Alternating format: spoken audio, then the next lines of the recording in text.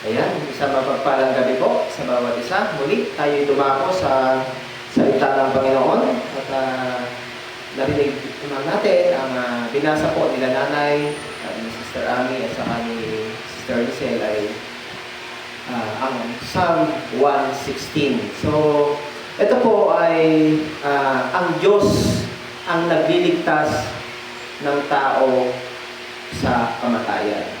So, sa atin po ay minsan ay talaga meron po tayong mga panalangin. Pero tingin po ba natin ay naririnig tayo ng Panginoon? Amen po ba? Amen, di ba?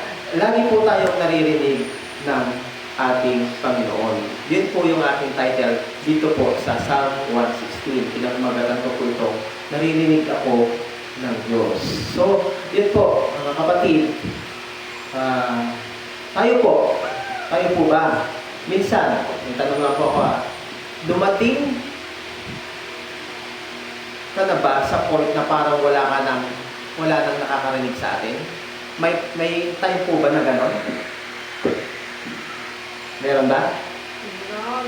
Parang feeling mo, walang nakakarinig sa inyo? O si nanay, meron daw. Yung tipong sabi natin, pagod na ako. Di ba? Parang ganun yung ating pakiramdam. Di ba po? So, dumarating po tayo doon. Naiisip natin na pagod na pagod. Yun ang akala natin. Yun yung pakiramdam po natin. Pero, sabi nga po, ang Diyos po ay nakakarinig sa atin. Di ba po? Kahit na hirap ka na, parang feeling natin walang tahimik lagi yung paligid natin. Pero hindi po. Alam niyo po, itong pag-aaralan natin ngayon, yung pagbubulay-bulay natin, ay isa pong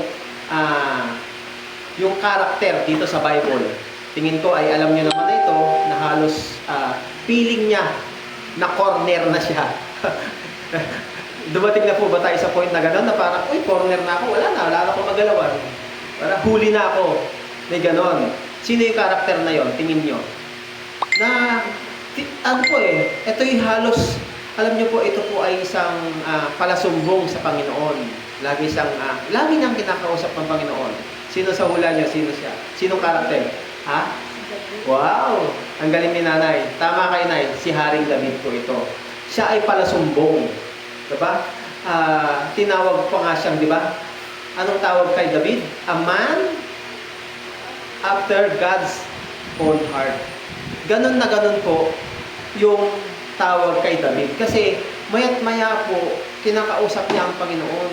Mayat maya, humihingi siya ng kalinga sa ating Panginoon.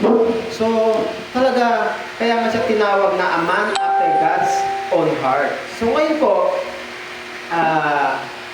hindi naman limit sa atin ay talagang si David po ay nakaranas ng sobrang persecution kasi hinahanting na siya ni Haring Saul that time. So, yung panalangin niya, kaya siya umantong po sa ganitong sinabi niya sa Psalm 116 kasi alam niya ang Diyos ay kasama niya. At alam niyo po ba, ang Diyos po ay nakikinig. God hears. Amen po ba? Amen. Naranasan kasi, si David po kasi ay naranasan niya talaga na ang Diyos ay tunay na nakikinig. Bakit? Bakit ganon? Kasi po, ang Diyos po natin ay napaka-personal po sa atin. Personal touch po siya sa atin. Bakit?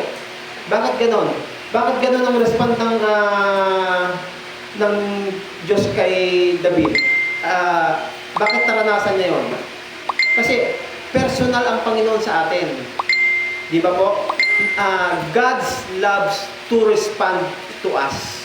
Mahal niya na tayo, gustong-gusto niya na tayo ay laging tugunin. Di ba? Na sabi nga po, you can always reach Him. Palagi po siya nating pwedeng lapitan. Ganun po ang ating Panginoon. Kaya, nakikinig siya. Sabi nga, di ba, sa verse 1, tingnan nyo, mahal ko ang Panginoon. Mahal ko ang Panginoon. dahil dinidinig niya ang paghingi ko ng tulong sa Kanya.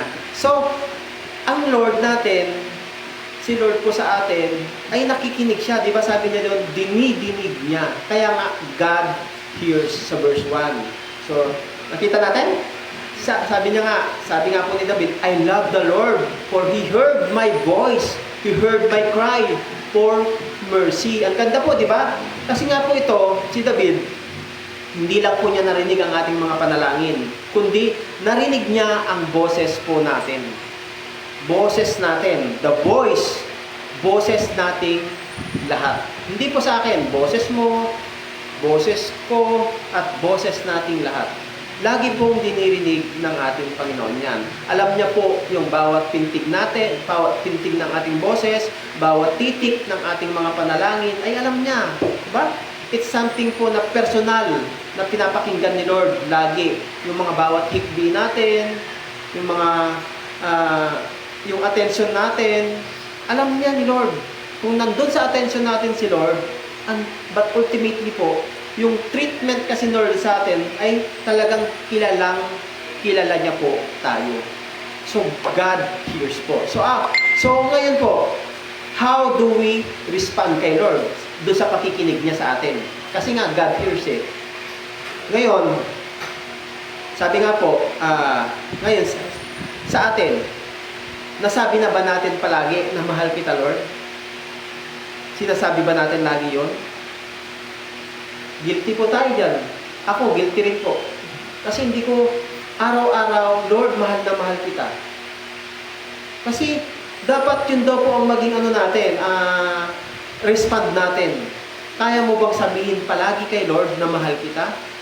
Yun po kasi, ito po yung natin, pinakakailangan dun sa ating pamumuhay Kristiyano, dun sa ating Christian life, na dapat lagi nating sasabihin kay Lord, Lord, mahal na mahal kita. I love you, Lord. Kasi, si Jesus po kasi, sa totoo lang, ginawa niya na eh. Minahal niya na tayo una, di ba? Hindi lang po kasi, kaya mong sabihin yung, masasabi mo lang ba na mahal mo si Lord kung may time na may blessing? Di ba? Ganun lang ba lagi? Lord, I love you, Lord. Naka-receive po ako ng blessing. Hindi po ganun. Ang ating buhay Kristiyano. So sabi nga po, di ba? Sabi po sa 1 John 4:19, tignan niyo po. We love Him because He first loved us. Di ba? Si Lord po ang unang nagmahal sa atin. 1 John 4:19 po yan. Kaya nga, ang love natin kay Lord ay sagot lang natin sa pagmamahal niya sa atin. Kasi nga, una niya na tayong minahal. Minahal niya na tayo, hindi pa natin alam. Di ba po, nasa sinapupunan pa lang niya tayo, alam na eh. Di ba po, nasa sinapupunan pa lang tayo ng ating mga magulang. Minahal ka na ng Panginoon kasi binuhal niya tayo. Di ba po? Kaya, dapat po, yung pagpapakita natin ng pagmamahal sa paanong paraan, di ba, communication through prayer kay Panginoon, kay Lord, di ba? Kaya nga pag love mo ang isang tao, di ba? Dapat nakikipag-usap ka. Dapat may communication ka palagi kay Lord, di ba po? So yun po yung kailangan natin. So, ang love, para mapakita mo na mahal mo ang Panginoon, lagi po tayo makipag-usap kay Lord. Kasi ganyan na ganyan ang ginawa ni David. Kaya ang prayer natin, sa bawat isa po sa atin, yun yung pinaka-ebidensya po ng relationship natin kay Lord God. Di ba po? So, ang sarap lang po kasi sabihin natin, I love the Lord because He had heard my voice. Ibig sabihin po dito, sabi nga sa dininig niya ang paghingi ko ng tulong, di ba? So, ang ginamit ng Diyos, dininig niya. Kailangan ma-voice out natin, masabi natin sa ating Panginoon na mahal natin siya at nananalangin po tayo. Kailangan i-voice out natin, sabihin natin audible, naririnig ni Lord. Dapat may boses na lalabas. True voice kasi. O pwede kang magdasal silently, pero sabi nga, dapat kausapin din natin daw si Lord loud, out loud daw po. Di ba po? Habang kahit saan po tayo, pwede natin kausapin si Lord. Habang nagdarasal tayo, habang nagdadrive tayo, habang nasa kwarto po tayo. Ang point po kasi, Kaya tayo dapat manalangin kasi nga si Lord ay nakikinig. God hears. Yung simple words natin ay rinig po niya at mahalaga po sa Kanya. Kaya nga, kung feeling natin minsan na walang nakikinig sa atin, hindi po yan totoo, kapatid. Attentive po si Lord sa mga boses natin. Lagi po siyang nakatunghay. Lagi siyang dinig niya. Hindi po bingi si Lord para hindi marinig yung ating mga boses. Amen? Amen. Sa pangalawa, sa verse 3 and 4. Ito, number 2. God is our rescuer. Bakit? Ano sabi niya sa verse 3? Natakot ako dahil nararamdaman kong malapit na akong mamatay. Ang kamatayan ay parang tali na pumupulupot sa akin. Nag-aalala ko at naguguluhan. Sa verse 4, kaya tumawag ako sa Panginoon. Panginoon, iligtas niyo po ako. Ngayon, dito sa verse, sa pangalawang puntos ko, God is our rescuer. Amen? Di ba? Sabi niya, linaw-linaw sa verse 3, iniligtas niya tayo. Sabi ni David, the cords of death entangled me, but I called on the name of the Lord, Lord save me. So sabi po ni David, dito po, yung kalagayan niya kasi po that time, at ang pakiramdam na po niya ay parang bitag na siya ng kamatayan dun sa kanyang sitwasyon. Kasi nga talagang hinahanap siya ni Haring Saul. Gusto niya siya talagang patayin, di ba? Pero God is our rescuer. Di ba? Si David that time, wala nang ibang malapitan. Pero isang simpleng prayer niya lang, di ba po? Lord, save me. Di ba? Kaya niya tayong iligtas ang Lord kahit nasa bingit tayo ng kamatayan. Di ba? Pero doon sa sinabi ni David na yon na Lord save me, doon na po nagsimula yung pagbabago. Ganun po kabilis ang Panginoon pag dininig na niya po yung ating panalangin. Amen po ba? So kaya kapatid, minsan hindi natin kailangan na mahabang panalangin. Simple lang po. Yung sigaw ng ating puso, yun ang ating sabihin. At tunay na may pagpapakumbaba. Tulungan mo ako, Lord. Di ba? Yan kasi yung tapat na panalangin sa totoo lang na dinidinig ng ating Panginoon. Yung tipong hindi susumamo tayo na nagpapakumbaba. Kasi alam niya nga yung puso natin. Di ba po? So, sa pangatlo, ay sa God hears kanina, ngayon, God helps naman. Makikita natin yan sa verse 5 to 7. Bakit? Bakit tumutulong ang ating Panginoon? God helps. Ang Panginoong nating Diyos ay mabuti, matuwid at mahabagin. Iniingatan ng Panginoon ang mga walang sapat na kaalaman. Di ba? So hini-help niya tayo. Nang wala na akong magawa, ako'y kanyang iniligtas. Sa verse 7, magpapakatatag ako dahil ang Panginoon ay mabuti sa akin. So dito po, God really helps sa atin. God is our gracious and compassionate God. Amen? Siya ang ating pahinga sa totoo lang. Si Lord po ang nagpapahinga sa atin. Di ba? The Lord is gracious and righteous. Our God is full of compassion. And return to your test, my soul, for the Lord has been good to you. Ang Diyos natin ay mabuti at mawain. Amen? Yung compassion po kasi niya dito sa atin ay talaga pong kung ikukumpara natin yung pag-aaruga po ng isang nanay doon sa kanyang anak. Ganon siya sa atin. Gumawa nga siya ng paraan, di ba? Para tayo iligtas, di ba? Sa pamamagitan po ni Kristo, di ba? Inaalay niya ang kanyang bugtong na anak sa John 3:16, di ba? So doon makikita na hindi lang po siya banal ang ating Panginoon, kundi mapagpatawad din po sa atin. Amen? Kaya kapag sa bawat isa po sa atin, kapag drain po tayo, kapag stress po tayo, kapag puno tayo ng problema, ito ang reminder sa atin. Return unto the rest of my soul. Sa verse 7 yon. Magpapakatatag ako dahil ang Panginoon ay mabuti sa akin. Yung rest ng soul natin na yan, di ba? Grabe po, di ba? Kailangan natin ng soul rest. Kasi yung kapahingahan na yan, sa Kanya lamang eh. Kay Lord lamang. Di ba? Kaya nga, doon sa napaka-long pressure and filled day natin, hanap tayo ng tahimik na place. At magbukas tayo mga Bible, di ba? Mag-confess tayo, makipag-usap tayo kay Lord. Kasi si David ganito ang ginagawa niya. So, ano ba yung kailangan na yon? Di ba? That's the sanctuary of the soul. Pag sinabi pong sanctuary kasi, ano po yun?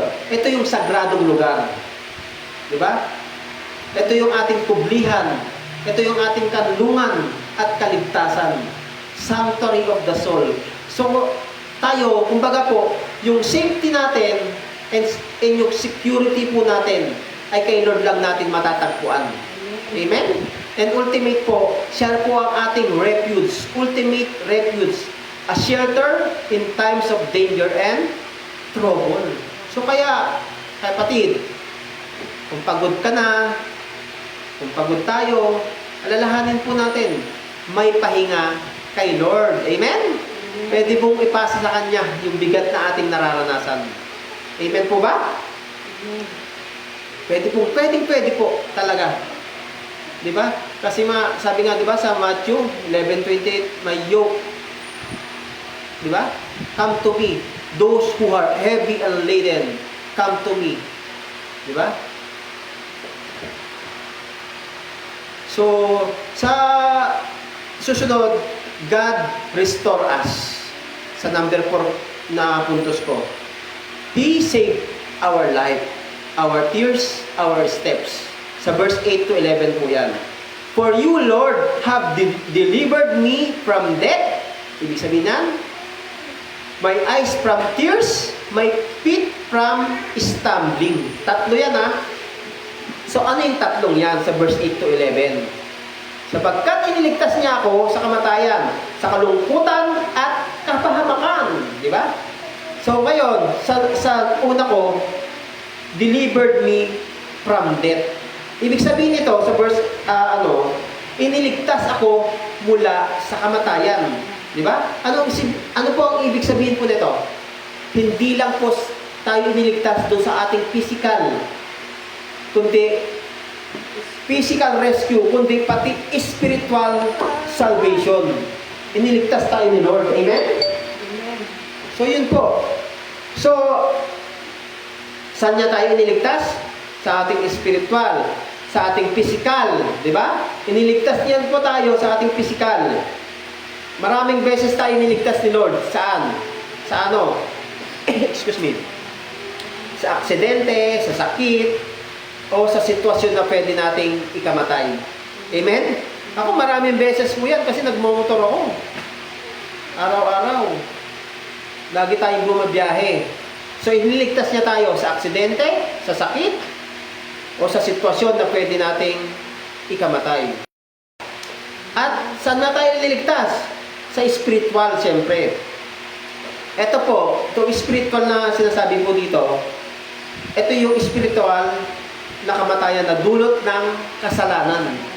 Amen?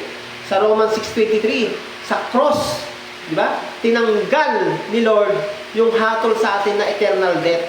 Tinanggal ni Jesus para bigyan tayo ng buhay na walang hanggan.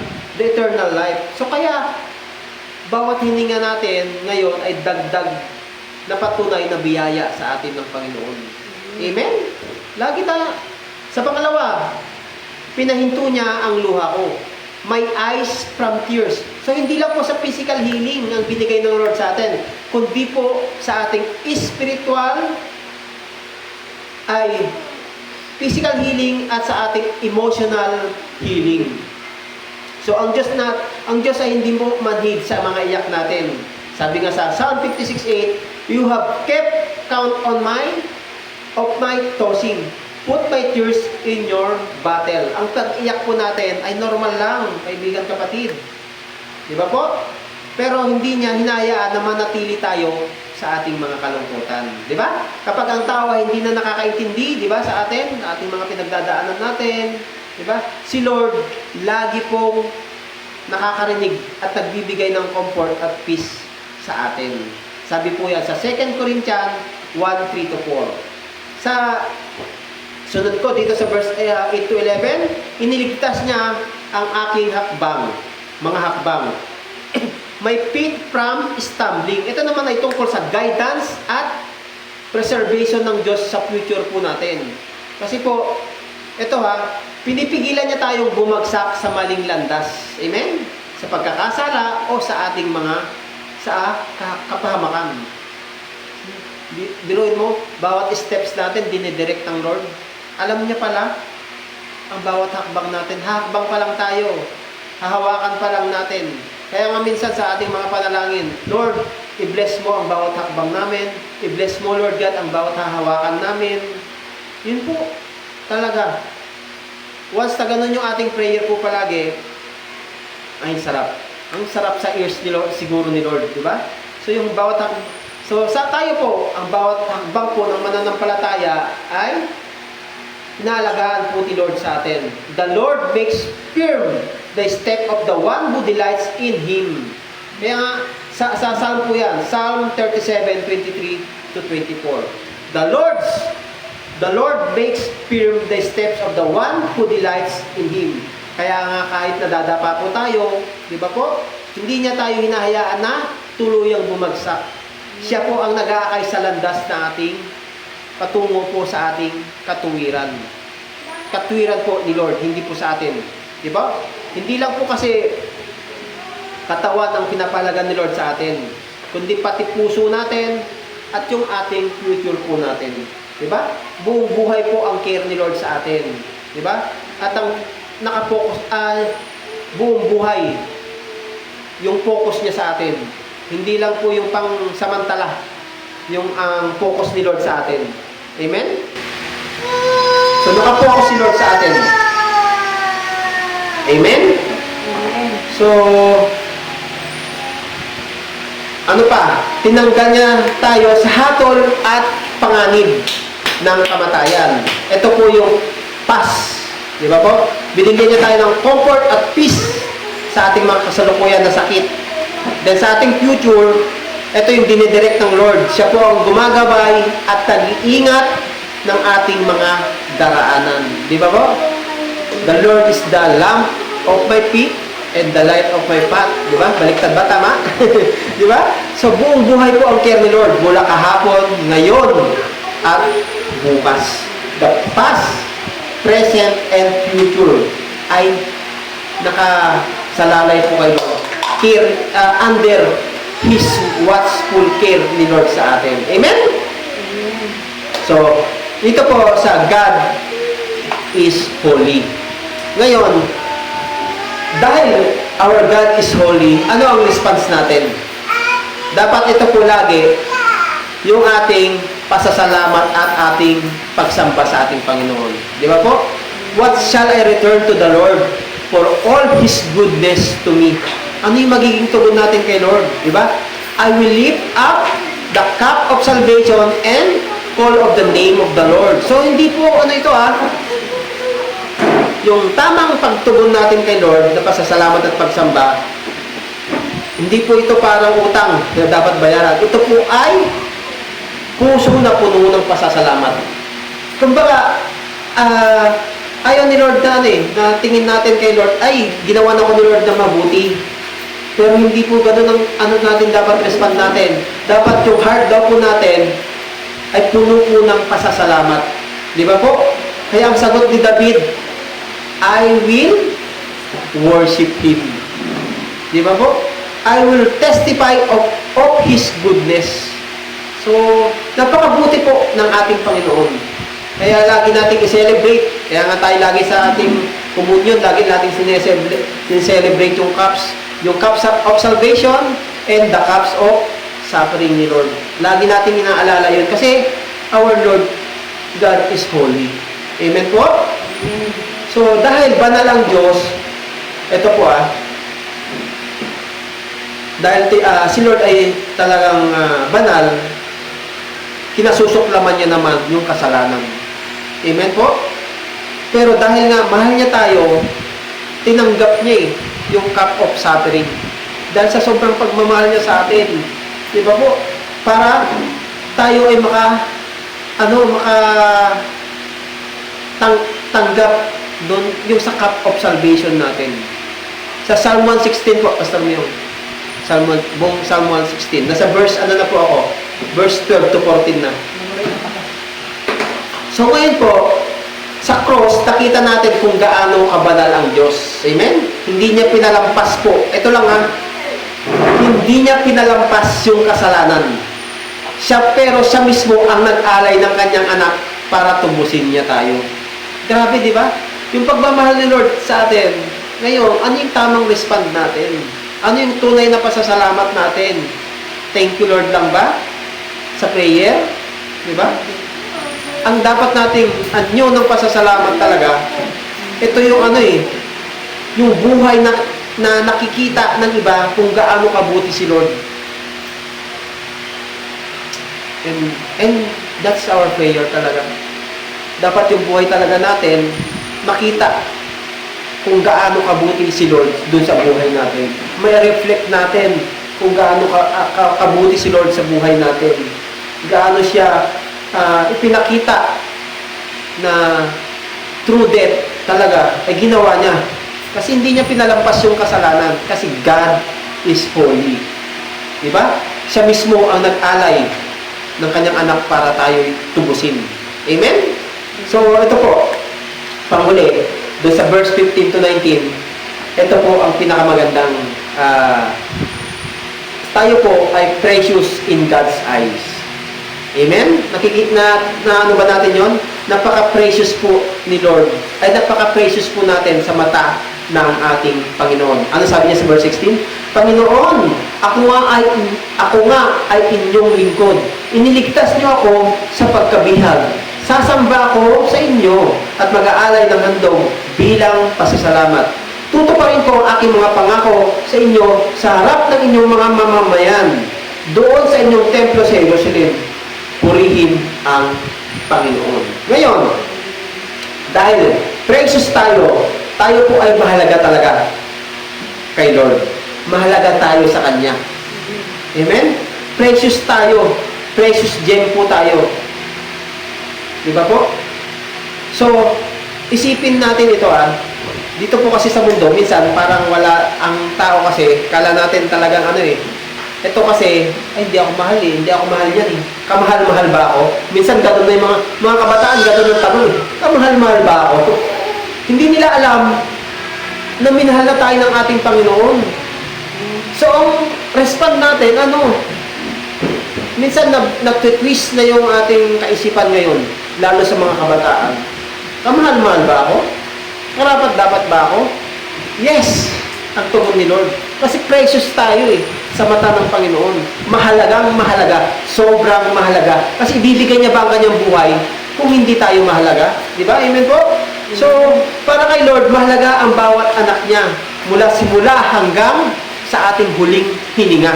Kaya nga si Lord lang ang pwedeng bumawi sa ating hininga. Wala ang sayang kay Lord sa ating mga buhay. So, yun po, tandaan natin kung gaano tayo ka-precious. Kaya tandaan natin ito sa ating pagtatapos, sa aking conclusion po, kung isasummarize ko po, ang buong Psalm 116, tandaan po natin ito, ang Diyos naririnig niya tayo. Tingnan ninyo itong talata, sa bawat talata, yan, narinig niya lahat. Narinig si David ng Panginoon doon sa kanyang mga panalangin. Ano pa? Iniligtas niya tayo. Lagi niyang iniligtas. Tingnan nyo, lahat ng masasabi niya, iniligtas mo ko. Di ba?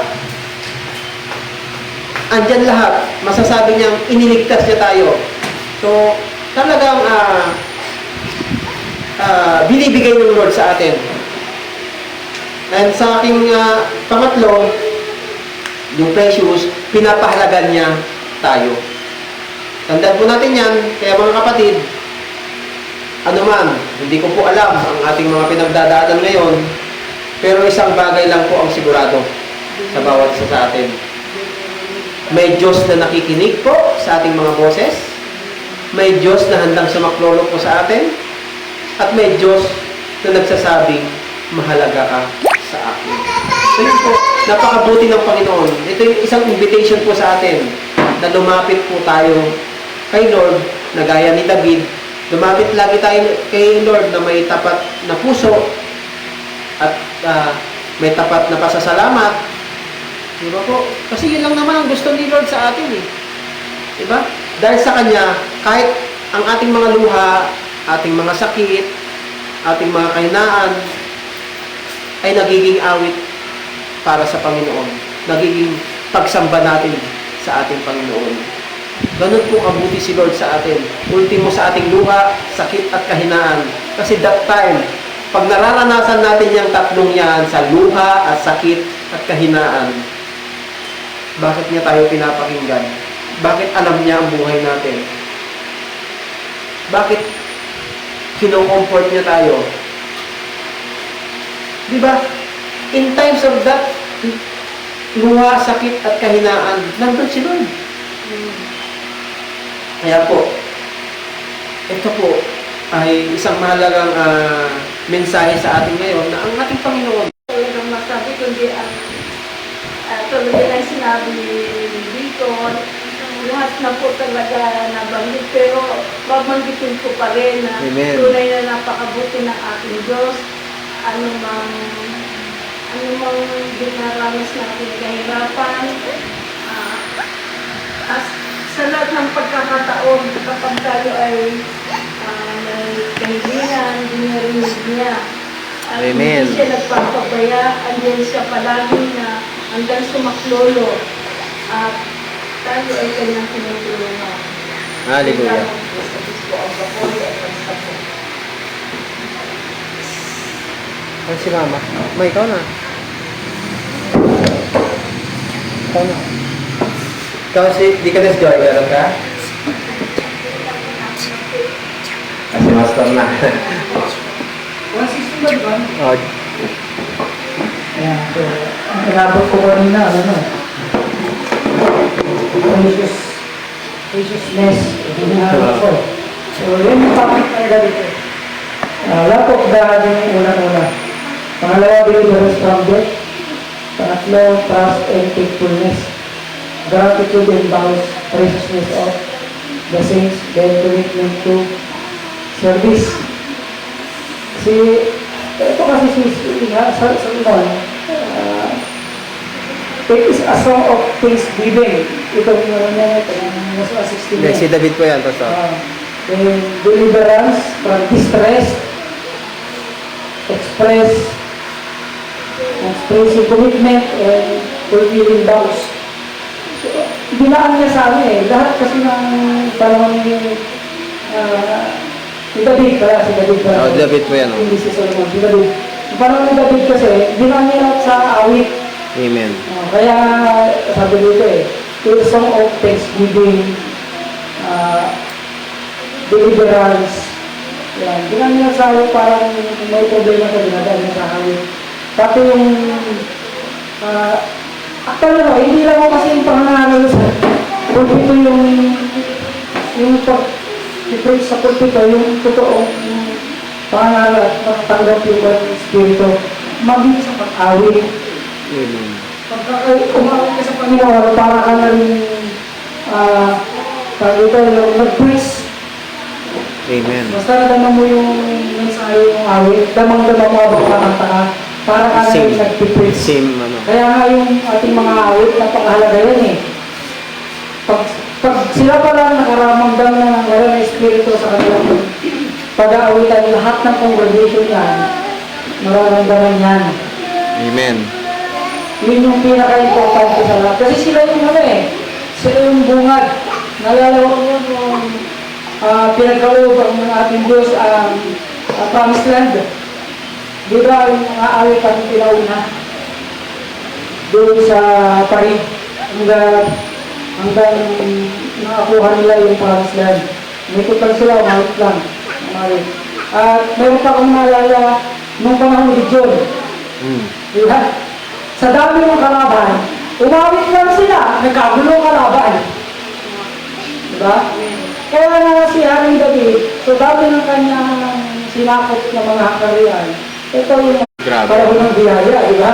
Talagang kahit na anong ginawa mo, basta tinanggap mo ang ating Panginoong Jesus sa iyong puso at Bilang Panginoong tinanggap tagapagligtas. bilang Panginoong Tagapagligtas. The grace of God is already in your spirit. Hindi na ho yun mawawala kahit nasaan ka magpunta.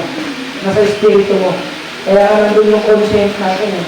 Siya yung nagsasabi na, oh, mali yan. Oh, hindi tama yan.